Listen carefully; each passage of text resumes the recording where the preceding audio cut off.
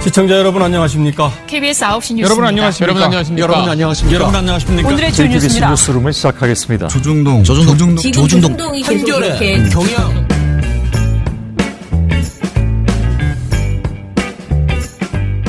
민원연의 미디어 탈곡기 379화를 시작하겠습니다. 네네, 안녕하세요. 저는 민원연에서 사무처장 맡고 있는 김원경입니다. 모니터 팀장 이봉우입니다. 이정일입니다. 예, 잘 지내셨나요? 이렇게 하루가 엄청나게 길고 힘들었는지 모르겠습니다. 사건 사고가 많아가지고. 예, 그랬나요? 네. 뭐 여러 가지 쓰다 보면 원래 잘 모를 때는 화가 안 나는데 뭘 좀 자세히 알아서 보고 검토하고 쓰다 보면 이렇게 화가 점점 올라와가지고 왜 사람들이 이렇게 부주의한 것이 많을까? 이 기자식이나 돼가지고 왜 이럴까? 그런 생각이 들 때가 많이 있습니다. 자, 오늘은 먼저 조선일보 관련된 미디어 스크랩부터 해보려고 하는데요. 조선일보 소식 먼저 봉우 씨가 좀 하나 읽어주세요. KBS와 조선미디어그룹이 한판 붙는 모양새죠. 네네. KBS가 최근에 저널리즘 제2에서 조선일보의 각종 왜곡 보도를 진짜 언론의 유례가 없을 정도로 그동안 언론사의 유례가 없을 정도로 왜곡 보도는 왜곡 보도라고 아주 정확하게 비판을 해왔죠. 정론이에요? 이게 이제 KBS가 마음을 먹은 것처럼 이제 제대로 된 미디어 비평을 최근에 하고 있다는 그런 평가를 받고 있는데 요새 커뮤니티나 뭐 이런 데서도 많이 돌아다녀요. 저널리즘 네. 제2과라고 사람들이 50분 순상이라면서 네. 그런 평가를 하더라고요. 네. 진짜 인기 많아졌어요. 네, 인기 진짜 많아졌어요. 예, 그 동시간대에 하는 MBC 스트레이트와도 어느 정도 경쟁 구도가 되어 있고 아무튼 지금 평가가 좋습니다. 네. 그러니까 이제 조선일보 기분이 나쁜가 봐요. 이제 여러모로 TV조선과 함께 또 자유한국당과 함께 KBS를 이제 공격하는 모양새가 취해졌는데 이게 뭐냐면은 11자 보도부터 11자가 아니네요. 9일자 보도부터 이 조선일보와 TV조선이 함께 KBS가 대북 공영 라디오 방송을 포함해 일부 AM 방송의 출력을 임의로 낮춰서 방송하다가 적발됐다. 북한 주민들이 들어야 될 대북 방송을 주민들이 못 듣게 하고 그것은 김정은 위원장의 심기를 걱정한 것이다. 이런 사설과 보도를 9일부터 10일까지 쭉 냈습니다. 네. KBS의 라디오 일부 채널이 출력을 임의로 낮춰 운영해왔다는 사실이 드러났습니다. 그런데 그 가운데 북한 주민을 대상으로 하는 KBS 한민족 방송도 있어서 북한 주민들이 듣지 못하도록 일부러 그렇게 한 것 아니냐는 논란이 일고 있습니다. 강동원 기자와 함께 따져보죠. 이에 대해서 지금 KBS는 10일날 반박 자료를 내고 악의적인 왜곡 보도라고 언론중재위원회 제소를 선언한 상황입니다. 네. KBS는 뭐라고 했냐면은 정치적 프레임으로 몰아가기 위한 왜곡된 기사다. 사실관계가 부정확하다. 한민족 방송 송신기에 사용되는 전력 저감 기술은 방송 서비스를 동일하게 유지하면서 전력만 절감하는 기술이다. 그래서 전력 사용량만 줄이고 그러니까 효율성을 높이는 돈이 덜 들어가는 기술이라는 거죠. 네. 그렇기 때문에 차이가 없다. 제작사의 기술 자료 및 KBS 자체 전파 조사를 통해 충분히 입증됐음에도 불구하고 조선일보가 사실을 왜곡했다. 그러니까 지금 조선일보와 TV조선이 이게 적발됐다고 한 근거가 전력 사용량이 갑자기 낮아진 데에 대해서 그거를 근거로 삼은 모양이에요. 네. 근데 이제 KBS가 주장하는 것은 그게 아니다. 보면은 2016년 이후 자료를 보면 2016년 11월과 12월에 전력 사용량이 더 낮았고 그런 장비들이 본인이 KBS가 말했던 전력 저감 장치가 2011년에 도입된 것이다 그러면서 2011년에요? 네. 어쨌든 간에 전력 사용량이 낮아진 것은 전력 저감 장치를 사용했기 때문이지 출력을 낮춘 게 아니다. 이런 지금 반박을 한 겁니다. 그래서 언론중재위원회 제소 법적 절차까지 예정되어 있습니다. 이거 아주 쉬운데 요새 북한하고 왕래가 잦지 않습니까? 문재인 대통령께서 가가지고 들리냐고 물어보면 돼요. 한 번에 해결되는. 예. 아니, 거기서 한번 파서 잡아보면 되잖아요. 예. 그렇지. 아니 우리 공무원들이 가가지고 들리는지 안 들리는지 한번 잡아보면 되겠네. 네. 그럼 해결되는 문제입니다. 네. 근데 지금 이제 꼭 KBS만의 문제는 아니고 조선일보가 계속 뭔가 보도들을 계속 이제 잘못 내는 보도들이 자주 있잖아요. 네. 그런데 그 중에서 이제 어제 우리가 미디어 스크랩에서 얘기했던 시청자위원회 관련된 이야기라든가 네. 이런 식으로 KBS를 공격한다거나 공영방송의 어떤 좋은 분위기가 그러니까 공영방송에서 선도적으로 해나가고 있는 시청자위원회나 뭐 여러 가지 그 공정방송 기구 이런 것들을 반대하는 이런 보도들이 부쩍 많이 이제 늘어나고 있다라고 하네요. 그래서 반민주주의 세력이에요, 진짜. 그러니까 지금도 KBS 이거 괜히 그냥 시비 거는 거예요, 지금. 네. KBS를 이제 공격 타깃으로 삼은 거죠. 자꾸 자기네들 보도를 잘못된 걸 잘못됐다고 하니까 기분이 나쁘고. 그럼 우리도 공격하겠다. 우리는 너네가 잘못된 거고 뭐고 그냥 무조건 공격하겠다 이거죠. 그냥 하겠다. 예, 예. 그러니까 KBS에서 시작된 공영방송에서 시작되고 있는 어떤 이제 공정방송 그리고 언론에 대한 시청자 및 독자의 참여 이런 분위기를 지금 조선일보 굉장히 싫어하는 거예요 지금. 자기네들한테까지 올까봐. 자, 그래서 이제 민동기 기자가 민임동기 기자가 그 고발뉴스에 글 쓰시잖아요. 네. 거기에 기사를 보니까 이제 어제 우리가 말해줬던 그 8일에 실린 지상파 방송 4사 뭐 그런 내용들 있잖아요.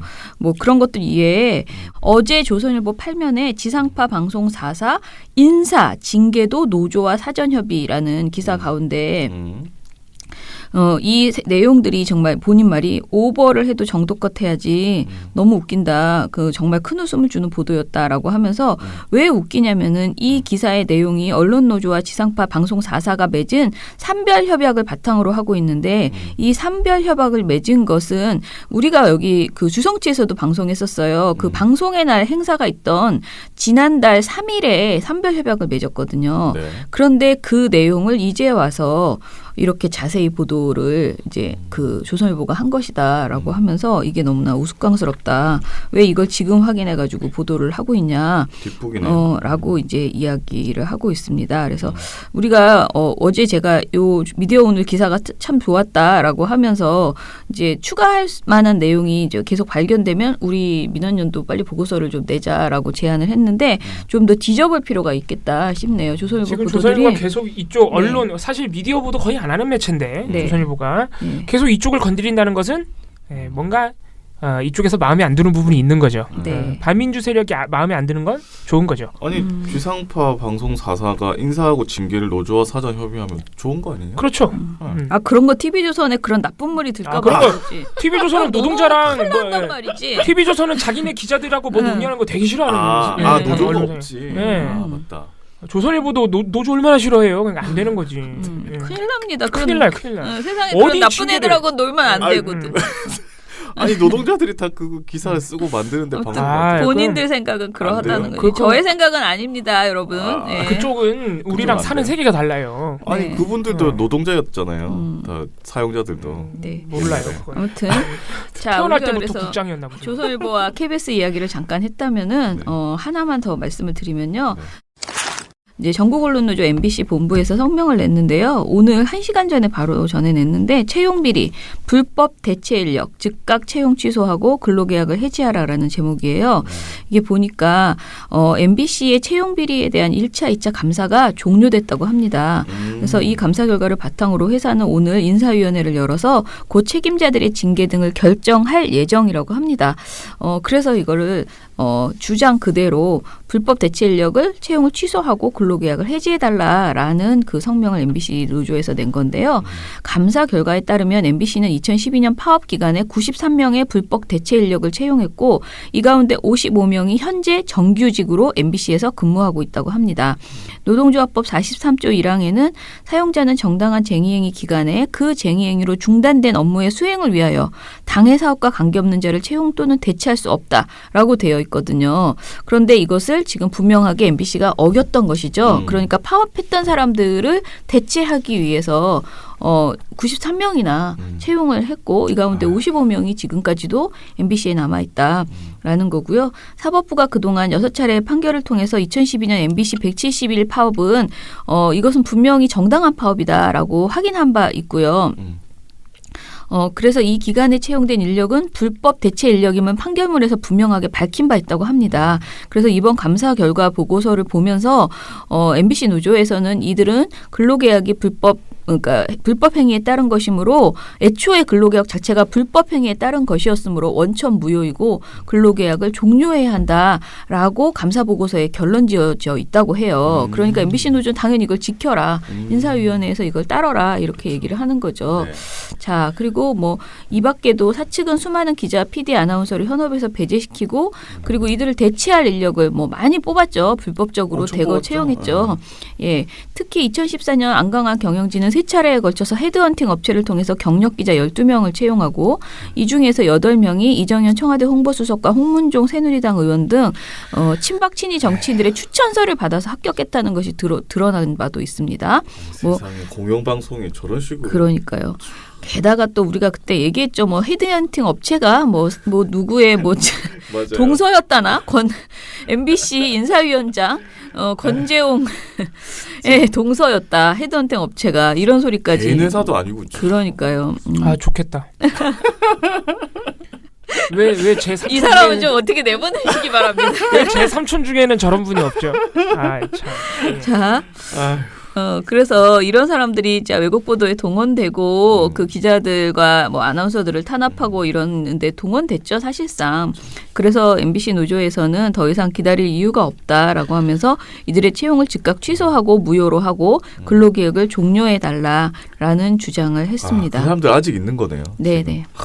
그러니까 이게 불법적으로 편법으로 또는 개인적인 어떤 어둠의 통로로 네. 취업을 해도 이게 한번 취업이 공식적으로 되면은 이 사측이 이 노동자를 이게 해고하는 과정이 쉽지가 않습니다. 왜냐하면은 그거를 쉽게 해버리면은 다른 선의에 아무 잘못 없는 노동자들까지 작용할 사측에게 수도 있죠. 탄압을 받을 수 있기 때문에 그래서 MBC가 철저히 준비를 해가지고 확실하게 근거를 제시해서. 아니 근데 이거는 뭐 딱 명확하네요. 그 당시에. 그러니까 이 조항은 명확하네. 그럼요. 감사 보고서가 그렇게 나와버렸기 때문에. 감사 보고서가 있으니까 이건 명확합니다. 네. 예. 예.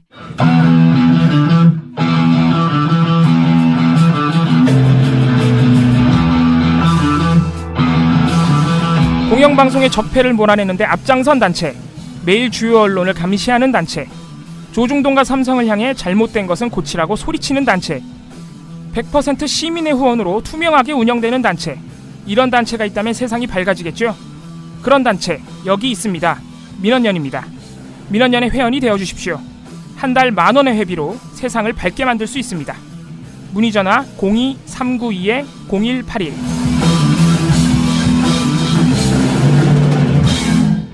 자, 그러면 오늘은 또 이제 봉우 씨와 함께 하니까 종편 이야기를 좀 해볼 텐데요. 오늘 주제는 뭔가요? 일단 시민방심심의위원회 네네, 결과. 지난 19차 한건 네. 결과를 말씀드려야죠. 네. 네, 19차 한건이 뭐였는지 아마 기억하실 겁니다.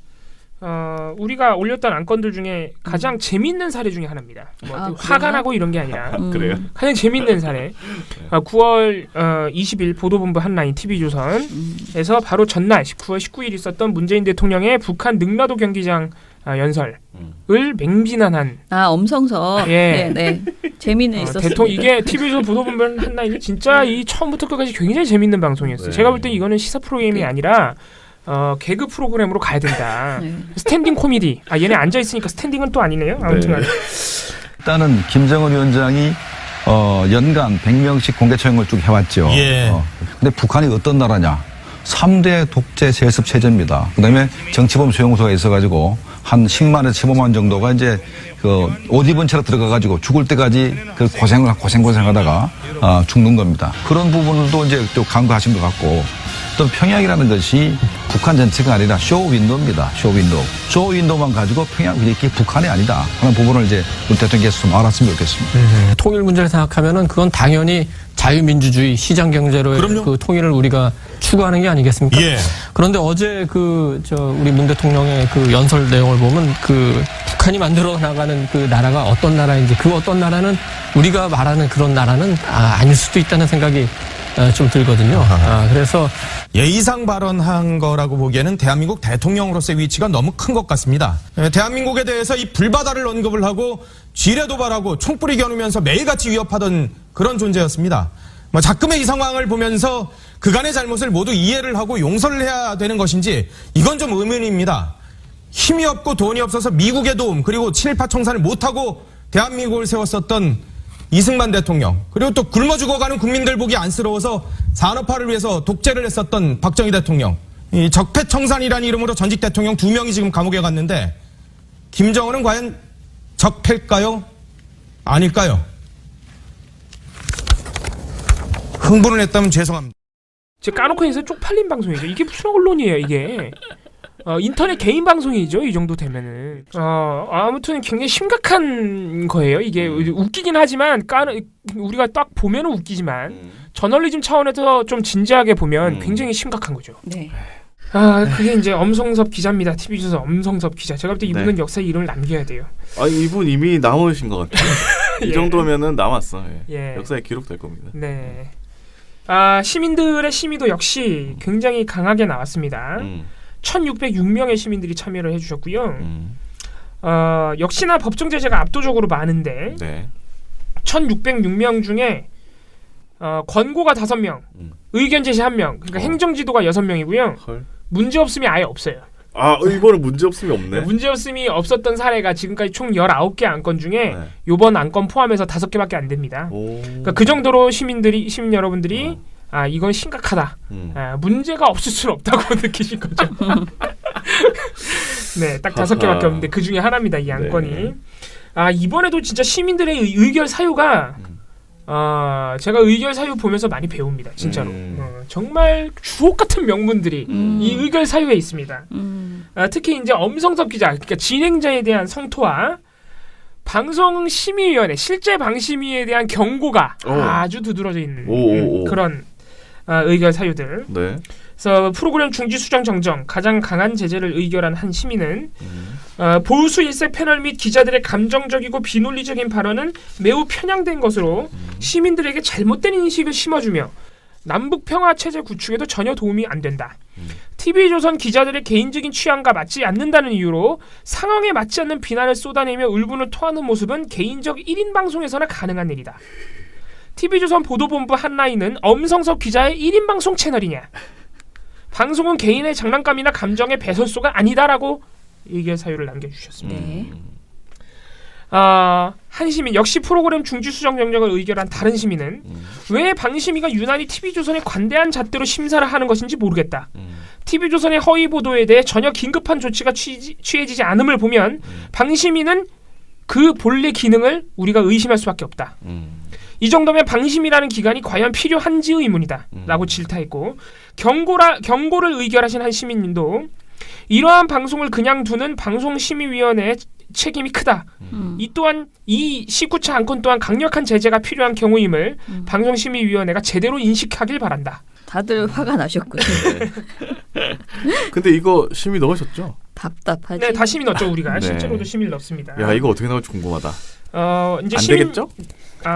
법정 제재 안 나오겠죠? 네, 안 나옵니다. 아니, 독재 찬양하고 허위사실 유포하고 이랬는데. 안 나와요. 안 나와요? 독재 찬양은 뭐 늘 하는 얘기 늘 하는 겁니까? 네, 제가 보기에는. 방심위는 독재 찬양합니까 그러면? 아유, 뭐 이런 수준. 옛날에 그 이승만 대통령은 그 우리에게 4.19를 잊게 해주신 분이고, 막 이렇게까지 방송했는데도 징계를 안 받았는 방심위에서. 아니 그거는 그런 뭐, 웃기는 일도 있었는데요. 뭐 물론 어떻게 그때 뭐 섬기라고. 어디 북한에서 4.19 같은 게 일어납니까? 우리나라니까 이게 가능한 거죠? 이러면서 그러니까 찬양했잖아요. 대단한 사람이에요. 진짜. 그게 TV조선이었을 텐데. 보통 4.19 아주 상식적인 수준에서는 아주 상식적인 대다수의 시민들은 4.19를 보면서 어떤 생각하죠? 역시 우리 시민들 대단하다. 그렇지, 국민들 대단하다. 네, 근데 그분 TV조선의 생각은 역시 4.19 이승만 대단하다. 네네. 이승만을 쫓아내기 위해서 일어난 혁명이 이승만 때문에 일어난 것이다. 그러니까 이승만 덕분에. 때문에 일어난 건 맞죠, 그렇죠? 이승만 덕분에. 그러니까 그게 어떻게 말은 맞는데 그분들의 의도는 전혀 달라요. 이승만 대통령이 4.19를 이끌었다는 거거든요. 진짜. 의도적으로 자기가 일부러. 진짜. 그래서 가야 했어. 예, 상상력이. 하긴 아무것도 없는 상태에서도 박근혜 뒤에 있는 형광등을 보시는 방송사니까. 형광등 100개를 보시는 방송사니까. 자, 그만 놀리고. 네, 그리고 시민들 여러분들께서 적용 조항을 보면은 역시 객관성 이번에도 제14조 객관성 조항을 많이 적용을 하셨어요. 근데 이 객관성 조항을 적용하시면서 내린 그 적용 사유 역시 진짜 명문입니다. 명문. 관계자 징계를 의결한 시민이 적용 조항을 선택하시면서 뭐라고 남기셨냐면은 남북 정상회담이라는 맥락 속에서 공개 처형, 3대 독재, 정치범 수용소와 같은 단어로 프레임을 만들고 김정은은 적폐인이 청산해야 한다고 하는 주장은 북한을 상대로는 평화를 이룰 수 없고 전쟁을 무조건 해야만 한다는 주장이라면서 제14조 객관성을 위반하는 방법으로 제29조의 이 헌법의 민주적 기본 질서를 훼손한 방송이라고. 명문이에요 이거는. 헌법. 제14조 객관성을 위반함으로써 제29조의 이 헌법 조항을 훼손했다. 야, 이거 무슨 학자야 학자. 14조는 그러니까 14조 객관성은 위반했고 29조의 이 헌법 조항은 훼손했다. 저는 이런 생각 못했어요 진짜. 위헌이네. 그러니까 위헌 방송인데 그 위헌을 저지르는 방식은 뭐다? 객관성을 어기는 것이다. 진짜 저 이거 깜짝 놀랐습니다. 이분은 법학자신가 봐요. 그러니까요. 훌륭하십니다. 이건 제가 볼 때는 시민 여러분들이 우리 시방이 끝나면 이제 한번 책으로 내야 돼. 한번 싹 모아가지고. 진짜. 대단하신 분들. 만들어주세요. 제가요? 엮어주시기만 하면 내는 책으로 만들 가치가 상당히 높다. 네. 제가 하겠다는 얘기는 아니고요. 위헌인데 방심위는 어떻게 나올지 한번 보죠. 네. 방심이 그렇게 생각 안 할 거예요. 29조의 2는 적용 자체를 안 해요. 우리가 아무리 갖다 넣어가지고 넣어도. 그러니까요. 적용 안 할 거면 도대체 심의규정 왜 만들었어? 또 빡치네. 아무튼간에 아무 기대도 안 해요 이제. 자, 그러면 1606명의 시민 여러분들 중에 72.7%가 남성 여러분이었고 27.3%가 여성분이었습니다. 가면 갈수록 조금 여성 여러분들이 줄은 감이 있어요. 분발합시다. 네, 그리고 10대가 0.1%, 20대 2.3%, 30대 22%, 40대 51.8%, 50대 20.4%, 60대 이상 3.4% 연령대가 구성됐습니다. 40대가 굉장히 많으시네요. 저희가 30, 40대가 많이 하세요. 네, 저희가 30, 40대 전용 단체인가 봅니다. 10대도 분발합시다. 근데 10대가 늘 두세 명씩 있다는 것도 굉장히 신기합니다. 저희가. 그러네요. 그러니까 10대를 대상으로 홍보를 좀 해야겠다. 이 두세 분은 아마 매번 하시는 분들일 거예요. 바뀌는 건 아니고. 10대의 생각은 어떤가 우리가 정말 궁금하니까 10대를 대상으로 홍보 좀 많이 해야겠습니다. 20차 한 건도 지금 상정이 됐습니다. 어제 저희가 소개해드렸던 KBS 강경 이사 관련 왜곡 보도. 지난번 KBS 이사 내쫓을 때 어떻게 했습니까? 그건 제가 한 이야기인데. 아니, 사설에서 이게 밥 싸먹었다고 그거 신용정보처래가지고 언론기관의 이사를 추출한 정부가 자기들 밥 먹은 거는 얘기하면 안 된다. 이게 대표적인 내로남불이죠. 근데 우리 이병태 교수님 맞아요. 작년에 이제 KBS 이제 김밥 2,500짜리 여행 제가 이제 했는데 KBS 사회이사 뭐 김밥 햄버거 사 먹은 거 이리저리 모아가지고 1,000몇백만 원치 그냥 업무 추진비 가지고 이거 잘못 썼다는 식으로 언론 보도 막 하면서 결국은 그 사회이사 옷 뺏겼습니다. 그리고 TV조선, 채널A, MBN 모두 저희는 넣었지만은 지금 시방위에는 TV조선 강적들만 올렸습니다. 그쵸? 영상에는 채널A, MBN도 다 들어가 있긴 한데 설명도 들어갔는데 주로 심의를 해주실 때 TV조선이라고 생각하고 심의를 해주시면 돼요. 그러면 우리가 적용 조항을 뭐로 생각할 수 있죠? 저희가 적용 조항은 최소한으로 정말 심의가 실제 방심위에 상정됐을 때 적용할 수 있는 것만 사실 제안해드리고 있어요. 그래서 많은 부분이 생략되는데 이번에는 제13조 대담 토론 프로그램 여기에 2항에 보면 다양한 의견을 개진할 수 있는 출연진으로 구성해야 된다라는 조항이 있습니다. 이거를 위반했다는 점. 그리고 제14조 객관성 이건 왠지 아시겠죠? 뻥쳤으니까. 이렇게 두 개만 제안해드렸습니다. 네.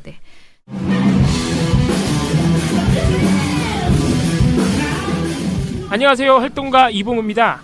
여러분께서는 지금 나쁜 언론 지적하고 좋은 언론 칭찬하는 민원연의 미디어 탈곡기를 듣고 계십니다.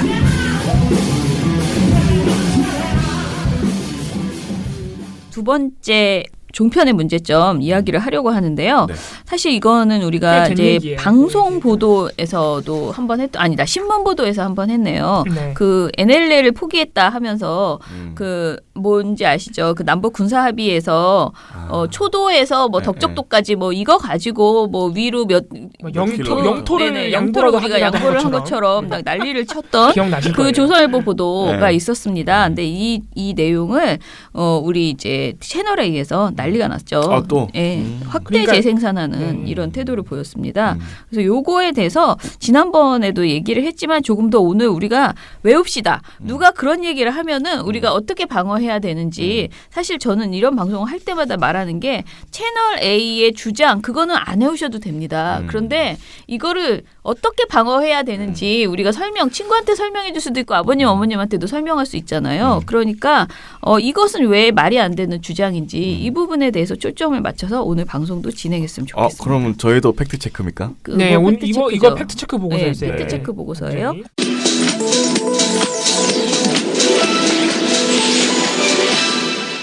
네, 자 해봅시다. 이게 저희가 조선일보 보도를 하고 채널A 보도를 또 하는 이유는 네. 조선일보가 단독으로 처음 내면서 NLL 기준으로 하면은 완충수역에서 서해에서 우리가 35km 더 양보했다. 이거를 조선일보가 만든 프레임이에요. 네. 근데 사실 NLL 기준으로 하면 우리가 더 양보했다는 그 프레임에는 상당히 많은 아류작들이 있습니다. 훨씬 더 많은 뭐 수도 방위 포기론, 갖가지 진짜 가짜 뉴스급에. 그래요? 진짜 엄청난 게 많아요. 지금 그래요? 이게 이제 보수 세력의 지금 우리 정부 문재인 정부를 공격하는 프레임으로 확정이 돼 있는 거죠. 남북 관계에서. 그래서 조선일보 보도에서는 저희가 NLL 부분만 체크를 해드렸기 때문에 사실 다른 부분은 좀 누락이 된 감이 있는데 채널 A가 9월 20일 날 그러니까 정상회담 끝나는 시점이었죠. 이때 대국민 보고를 우리가 대통령의 대국민 보고 보도 생중계 해놓고 태영호만 주구장창 보도했던 거 기억나시죠? 예. 그 방송이에요. 그 방송에서 그 NLL뿐만이 아니라 한 4개 정도 되는 그 갖가지 아류작들을 다 했어요. 그래요? 그래서 너무 고마운 거지. 우리 한 번에 한 정리할 수 방송에. 있어요.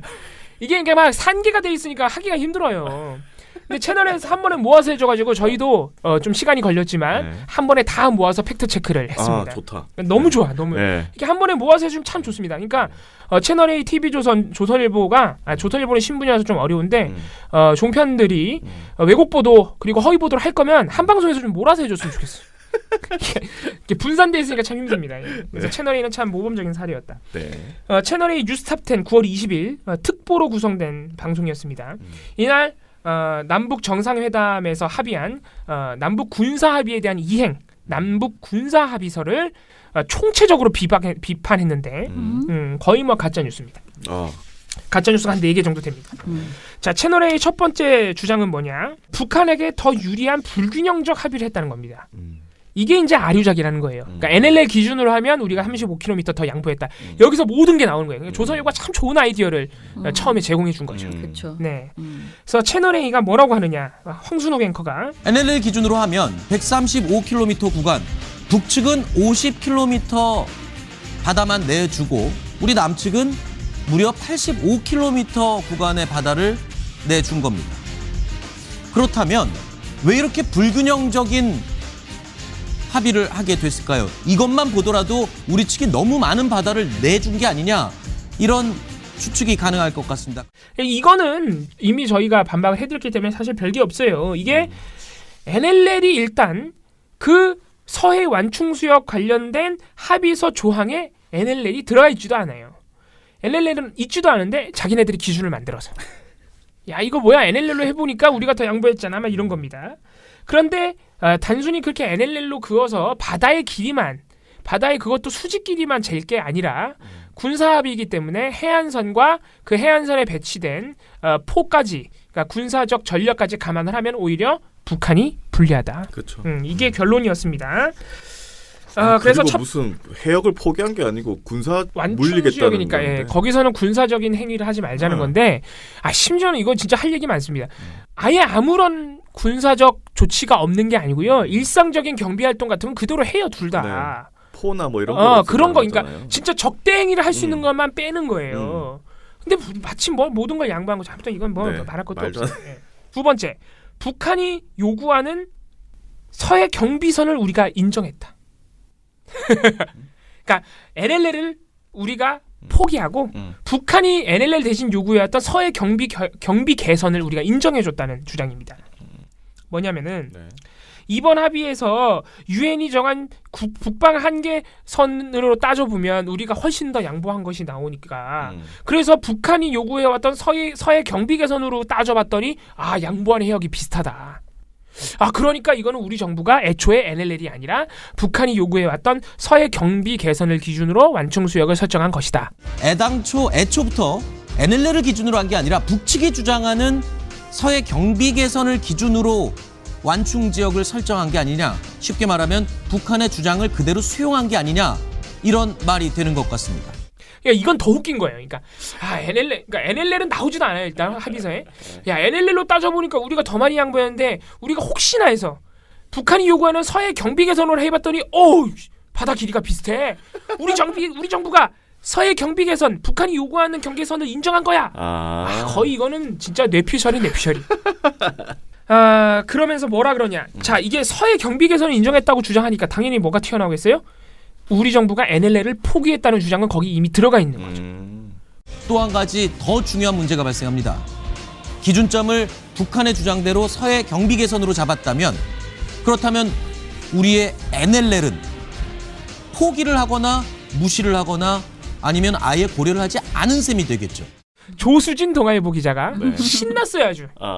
저는 2007년도 남북 정상회담 지금 NLL을 인정하느냐 마느냐의 부분은 이번에 처음 논란이 아닙니다. 아주 예민한 주제로 과거 2007년도 노무현 대통령 때도 시끄러웠던 적이 있었잖아요. 네, 그렇습니다. 2007년 남북 정상회담 때 평양에 갔던 저를 비롯한 많은 기자들이 깜짝 놀란 게요. 네. 서해에 평화 수역을 만든다. 평화롭게 어루를 할 수 있는 남북 공동 수역을 정한다. 이런 거였는데 문제는 바로 북한이 인정하지 않는 NLL 밑까지 쭉 남쪽으로 들어와서 어루를 만든다. 그렇다면 NLL은 자연스럽게 무너진다. 네. 그런 우려 때문이었습니다. 그리고 또 노무현 대통령이요. 남북 정상회담의 어떤 의미를 설명하는 자리에서 이렇게까지 얘기를 했습니다. 서해 북방 한계선, 그러니까 NLL은 영토선이 아니다. 이렇게까지 이야기하면서 당시 전국이 얼어붙었습니다. NLL은 우리의 실질적인 해상 분계선입니다. 그러니까 이 해상에는 선이 없지만 우리가 여기까지는 우리 영토다. 이거를 사수하기 위해서 바로 연평해전이라든지 서해교전이라든지 또 그리고 여러 가지 천안함 폭침 여러 가지 일을 겪었습니다. 이게 이제 굉장히 심각한 거예요. NLL 지금 두 가지 주장이죠. 서해 경비 개선을 인정해줬다. 그리고 이번 정부와 2007년도 노무현 대통령이 NLL을 포기했다. 이건 진짜 가짜 뉴스죠. 그래서 이걸 하나 우리가 짚어볼 필요가 있는데 일단 이번 남북 군사 합의서에는요. 서해 완충 수역을 설정하는 기준에는 그 문구에는 NLL이 전혀 들어가 있지 않지만 NLL이 들어가 있는 문구가 하나 있어요.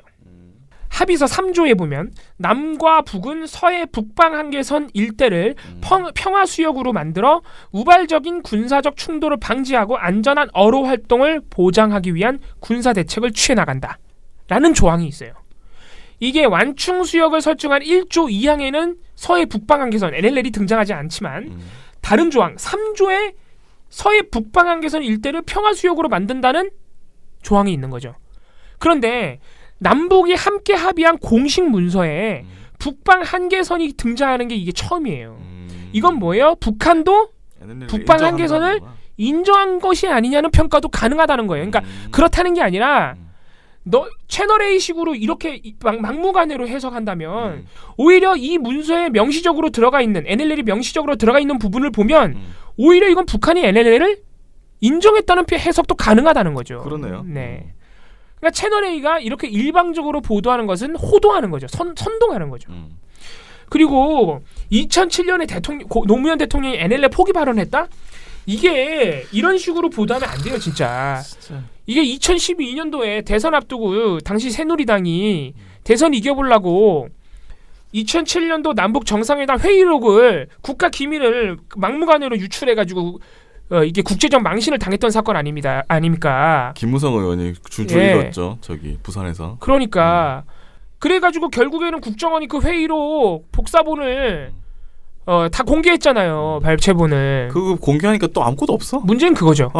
공개했더니 심지어는 그 전에 공개됐던 회의록이 일정 부분 수정된 정황까지 있었고 그죠.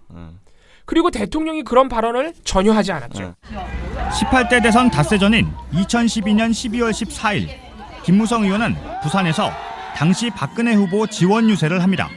노무현 대통령이 김정일에게 가서 한 굴욕적인 발언에 대해서 제가 오늘 대한민국 최초로 이 자리에서 공개하겠습니다. 노 전 대통령 발언이라며 손에 든 내용을 읽습니다. NLL 문제는 국제법적인 근거도 없고 논리적 근거도 분명치 않습니다. 이듬해 검찰 조사 땐 출처가 정보지였다고 했습니다. 찌라시 형태로 대화록 중에 일부다 하는 그러한 문건이 들어왔습니다. 최초 공개라 했던 것과는 거리가 있지만 검찰은 김 의원 주장을 받아들여 무혐의 처분했습니다. 하지만 국정원 개혁발전위원회는 출처로 청와대를 지목했습니다. 원세훈 전 원장 시절 청와대에 보고한 10쪽의 대화록 발췌본과 김 의원 발언이 일치한다는 겁니다. 당시 김 의원 발언과 청와대 보고 문건은 문장의 순서까지 같았습니다. 오히려 대화록 원문과는 순서가 다릅니다. 한 문장 안에서의 표현도 청와대에 보고된 문건과 같았습니다. 역시 원문과는 차이가 났습니다. 검찰은 김 의원을 상대로 대화록 유출 의혹에 대해 재조사할 계획입니다. 뉴스타파가 전문과 발췌본을 비교한 결과 왜곡이라고 할 만한 부분이 여러 곳 나타났습니다. 무엇보다 발췌본의 가장 큰 문제는 위원장과 인식이 같다. NLL은 바꿔야 한다는 노무현 대통령의 발언을 부각해서 NLL을 포기한 것처럼 표현하면서 NLL을 가지고 이걸 바꾼다 어쩐다가 아니라 NLL을 인정한 남북기본합의서의 연장선상에서 협의해 나가자는 발언 같은 것은 빼버렸다는 것입니다.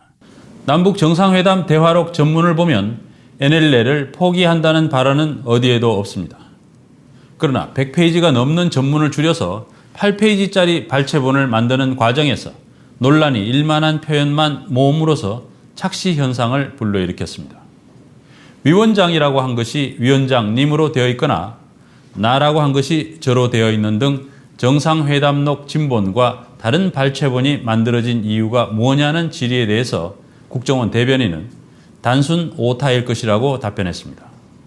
그러나 단순 오타로 보기에는 석연치 않은 점이 많습니다.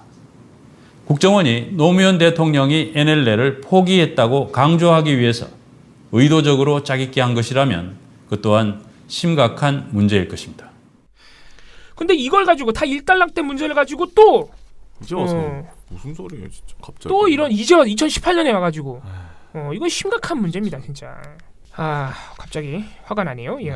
NLL은 노무현 정부도 포기한 적이 없고요. 이번 군사합의서 가지고 NLL을 포기했다고 주장하는 건 진짜 가짜 뉴스예요.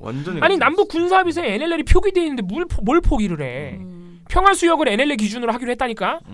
채널A가 주장하는 그 완충수역의 기준은 NLL이 아니에요. 지네가 갖다 붙인 거고. 그 평화수역은 NLL 기준으로 하기로 한 거예요. 아무튼 진짜 보도 막 하는 겁니다. 국민들이 안 읽어본다고. 아무도 안 본다고 이렇게 막 하면 안 돼요. 아니 이거는 그냥 상식이 있으면 다 아는 내용 아니에요, 사실? 근데 사람들은 또 굉장히 어려워하지 않을까요? 어려워하죠. 이게 아니 그때 충수역 평화수역 대선 때는 진짜 너무 화제가 돼가지고 그걸 끝나고 그쵸. 나서는 다 이게 아닌 걸 밝혀져서 노무현 대통령은 안 했다는 게 확실하죠. 네. 이런 것까지. 네, 그 다음에 이것도 이제 꽤나 재밌는 아류작입니다. 이렇게 이번에 정부가 합의한 대로 하면 수도권 방위를 포기한 것이다라는 주장을 했습니다. 채널A가. 이것도 참 발언이 웃긴데 황순옥 앵커가 이렇게 말을 해요. 만에 하나 북한의 요구대로 우리 국방부가 이렇게 완충 지역을 NLL 기준이 아닌 서해 경비 개선으로 잡았다.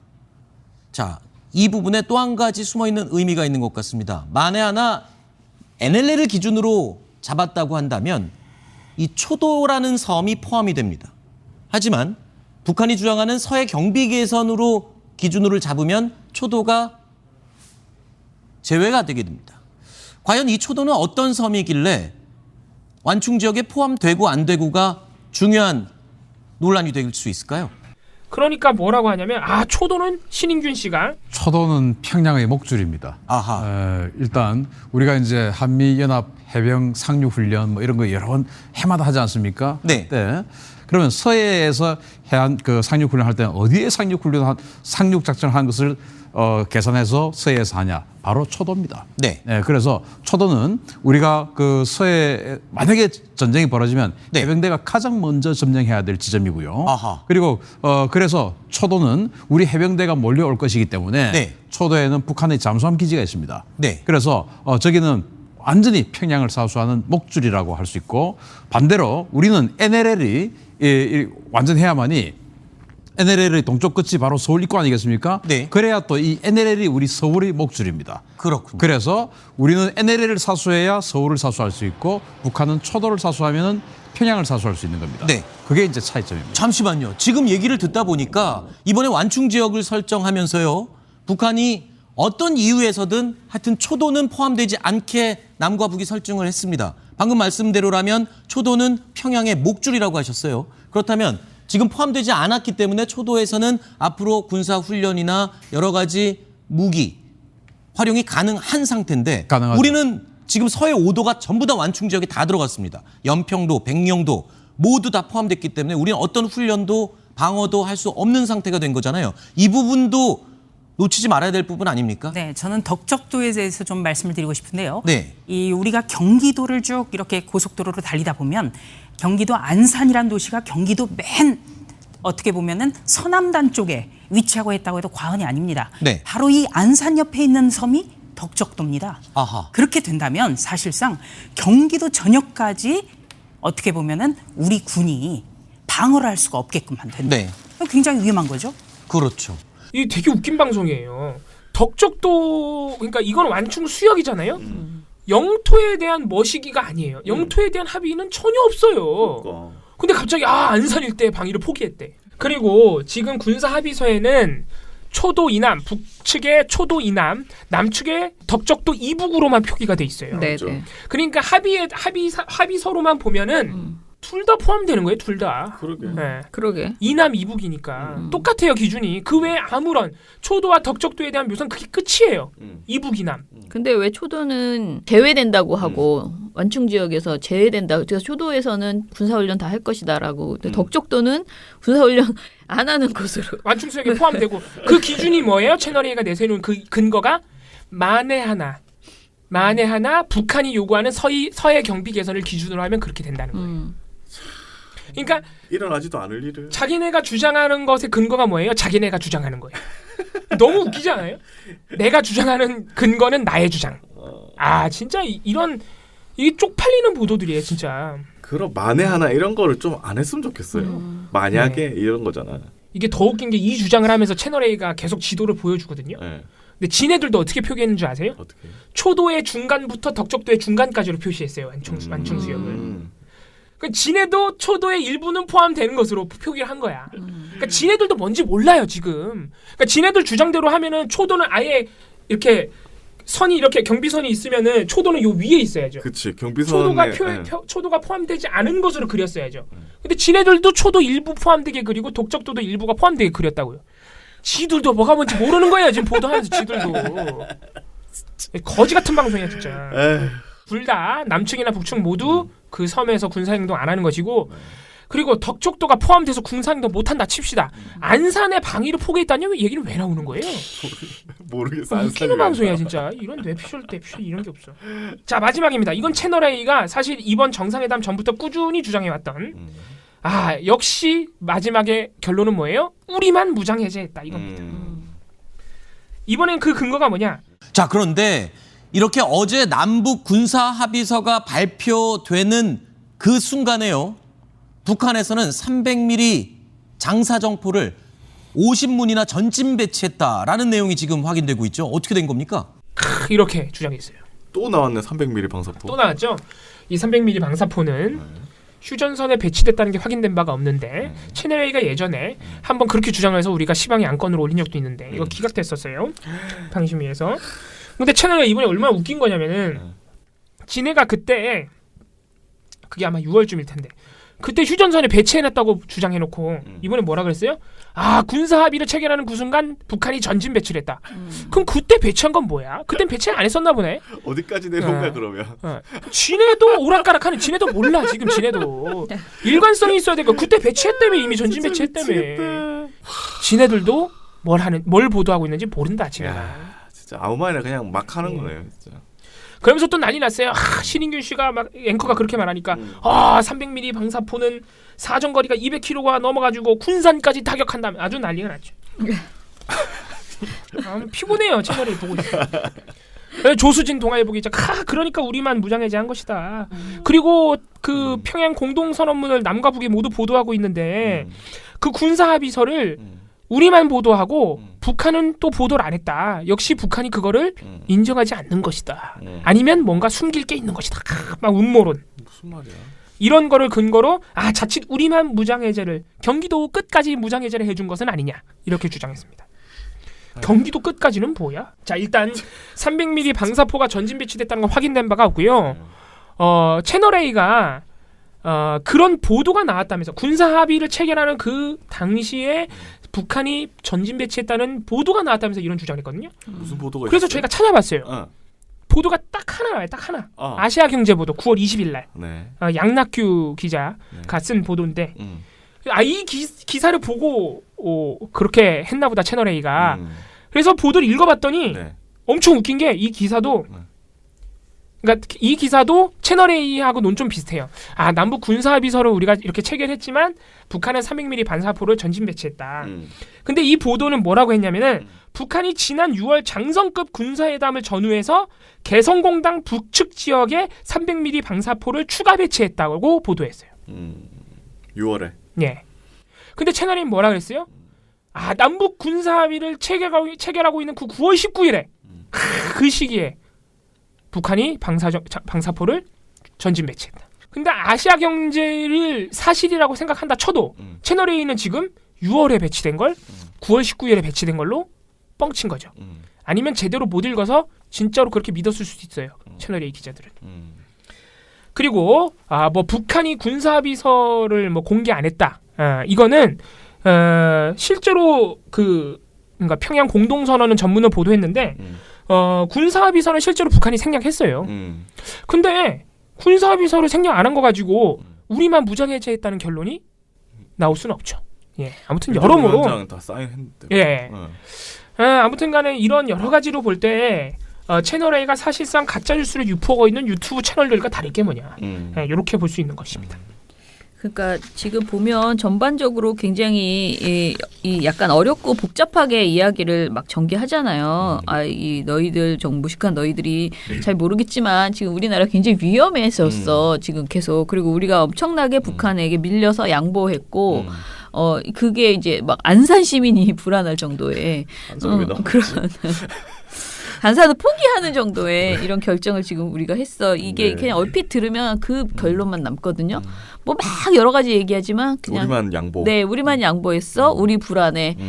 북은 신났어. 뭐 이런 결론을 이제 나게 하는데 지금 말한 것처럼 사실 가짜 뉴스에 가깝죠. 그래서 사실 이 방송이 시방이 안건으로도 충분한데 우리가 왜 못했냐면 너무 복잡해서 너무 길어요, 사실 그리고. 여러분들이 뭔가를 판단하시기에 그러니까 좀 약간 직관적으로 와닿기에는 이게 너무 어려워요. 복잡해요. 우리가 설명하고 방어하기가. 그러나 이 보고서를 이렇게 보시면 여러분들이 이렇게 꼼꼼하게 읽으시면 뭐 이런 방송을 했어라는 생각을 하실 수 있을 거예요. 그러니까 이거 한마디로 요약해드리자면은 한마디로 요약하면 이게 되게 웃겨요. 채널A 보도를 딱 한마디로 요약할 수 있어요. 만약에 서해 완충 수역을 만약에 NLL 기준으로 했다면 우리가 더 양보했다. 만약에 그게 맞으면 북한이 요구하는 서해 경비 개선을 인정해 준 것이다. 만약에 그것도 맞으면 우리가 무장해제됐다. 다 가정이에요, 다. 만약에가 3개가 붙었는데 그 전제가 만약이야. 네, 그 전제도 만약이고 그 전제도 만약이에요.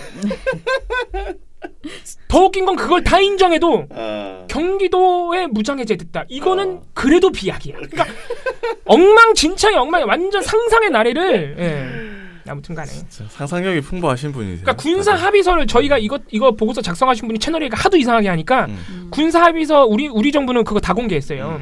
북한은 아직 보도를 안 했지만 그래서 그거를 다 읽어보신 거예요. 합의서를. 네. 그러니까 이분이 우리 담당자께서 이거 쓴 담당자께서 하시는 말씀이 채널A가 보도한 것 중에 단 한 글자도 합의서에 내용이 없다. 이거 너무 황당하다는 거죠. 그 정도로 채널A 거의 진짜 가짜 뉴스예요. 이렇게 되면. 거기에다가 NLL 포기까지 뭐 노무현 대통령까지 끌고 왔으니까 진짜 악의적인 거죠. 이건 완전히 오본데. 그러니까요. 자, 가짜 뉴스입니다. 사실은. 그러니까 우리가 지금 가짜 뉴스성 보도라고 썼나? 그 제목이 뭐 이렇게 했잖아요. 가짜 뉴스급이라고 나갔어요. 예, 가짜 뉴스급. 아니 또 가짜 뉴스를 하면 괜히 또 막 난리를 치잖아요. 자기들이 해놓고 또 왜 어떻게 우리에게 가짜 뉴스래? 우리 권위 있는 채널 A를 뭐 이러면서 자꾸 그랬으니까 저희도 그냥 가짜 뉴스급이라고 했는데 이거를 좀 우리도 좀 언어를 정명을 좀 해야 돼요. 이 사기 뉴스. 그렇게 좀 얘기를 해야 될 것 같아요. 제가 이것도 심의를 넣었는데 별 기대 안 합니다. 아니 가짜뉴스 잡는다고 지금 정부에서 난린데. 그러니까요. 예. 이런 거 방심해서 못 잡습니까?